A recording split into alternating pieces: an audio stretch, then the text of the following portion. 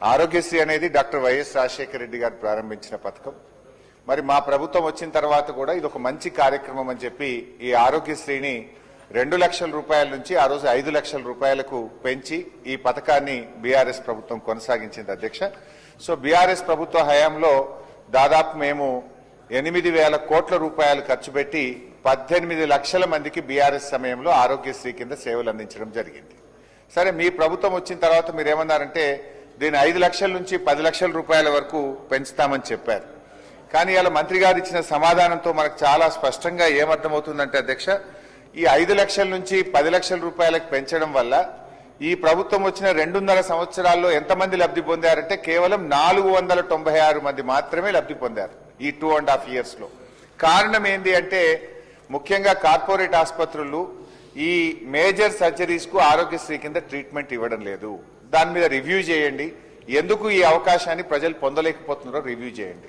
In fact మా ప్రభుత్వం ఉన్నప్పుడు కూడా మేము చెప్పుకోలేదు, కానీ 5 లక్షల నుంచి 10-15 లక్షల వరకు కూడా 607 మందికి బీఆర్ఎస్ ప్రభుత్వంలో కూడా 5 లక్షల పైన డబ్బులు ఇచ్చాం ఆరోగ్యశ్రీ కింద. 607 పీపుల్ వేరియస్ సర్జరీస్ కు ఆరోగ్యశ్రీ కింద అప్ టు 10 లక్షల వరకు కూడా బీఆర్ఎస్ ప్రభుత్వం కూడా ఇచ్చింది. కానీ మీరు ఇచ్చింది 496 మాత్రమే. కాకపోతే మేము చెప్పుకోలేదు, మీరు చెప్పుకున్నారు. అయితే అధ్యక్ష, బట్ నేను గవర్నమెంట్ తో కోరేది, ముఖ్యమంత్రి గారు ఆరోగ్య మంత్రి గారు పదే ఏం చెప్తున్నారంటే మేము గ్రీన్ ఛానల్లో ఆరోగ్యశ్రీకి నిధులు విడుదల చేస్తున్నామన్నారు. మీరు 5 లక్షల నుంచి 10 లక్షలు చేస్తే మరి బడ్జెట్ పెరగాలి, ఖర్చు పెరగాలి.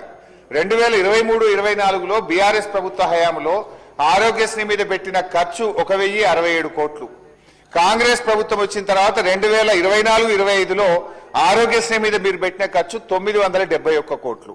మరి ఖర్చు పెరుగుతుందా తగ్గుతుందా అధ్యక్ష?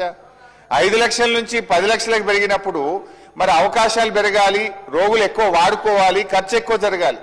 కానీ బడ్జెట్ రిలీజ్ జరగడం లేదు, కేటాయింపులు జరగడం లేదు. ఈ రోజు 2-3 సార్లు ఇప్పటికీ ప్రైవేట్ ఆసుపత్రులు మీకు నోటీస్ ఇచ్చారు, మేము ఆరోగ్యశ్రీ సేవలు బంద్ చేస్తాం, మాకు బిల్లులు రిలీజ్ కావడం లేదని పలుమార్లు ప్రభుత్వానికి నోటీస్ ఇచ్చారు. మీరు వాళ్ళని పిలిచారు, మాట్లాడారు, టైం పెట్టినారు, కానీ ఇప్పటి వరకు కూడా వాళ్ళకి డబ్బులు విడుదల కాలేదు. చిన్న ఆసుపత్రులు మూతపడేటువంటి పరిస్థితి ఏర్పడ్డది.